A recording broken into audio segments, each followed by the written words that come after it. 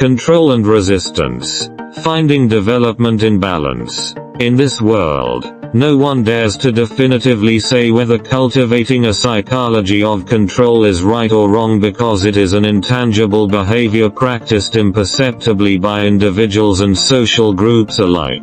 This has led many young people to develop a mindset of lawlessness and a desire to challenge authority. While we understand that no one willingly submits to control, as it is human nature to resist it, the relationship between control and resistance in reality is quite complex. Finding balance between control and resistance requires an understanding of the necessity of control, as well as the motives and consequences of resistance. Resistance within legal boundaries. No one can completely avoid the influence of control, but neither should anyone unconditionally submit.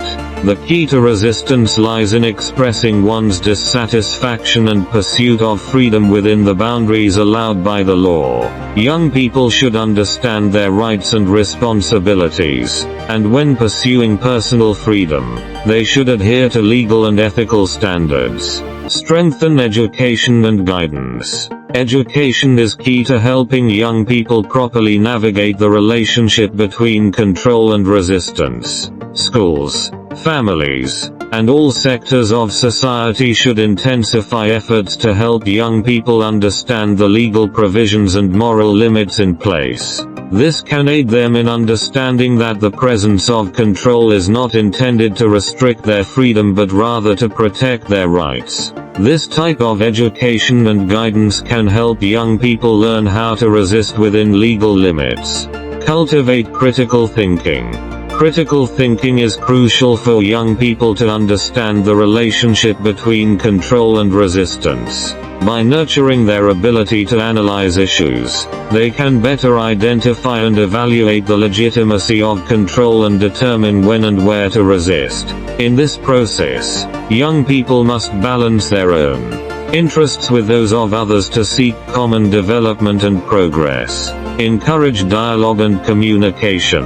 Communication plays an essential role in managing the relationship between control and resistance. In all environments, the family, school, or workplace, open dialogue should be encouraged, creating a respectful and understanding atmosphere. This dialogue allows young people to better express their opinions while understanding the viewpoints of others, thereby finding common ground. Advocate for fairness and transparency.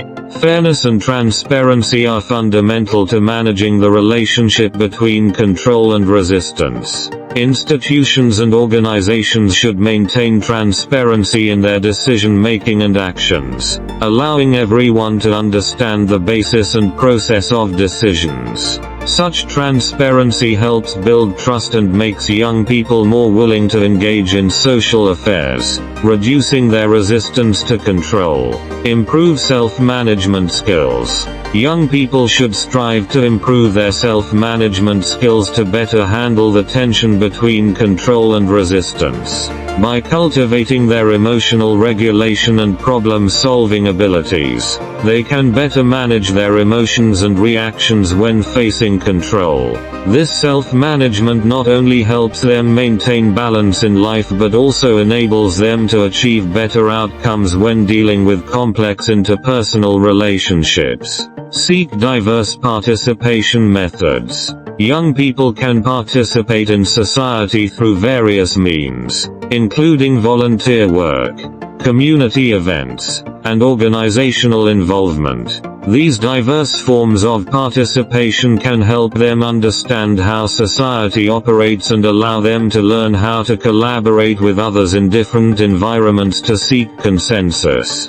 Final questions. In this complex and ever-changing social environment, are you striving to find a balance between control and resistance? Are you seeking legal ways to protect your rights while respecting the rights of others? How do you maintain your life goals and values without veering off course in this process? These are questions that each of us must consider and explore to create a better environment for ourselves and societies.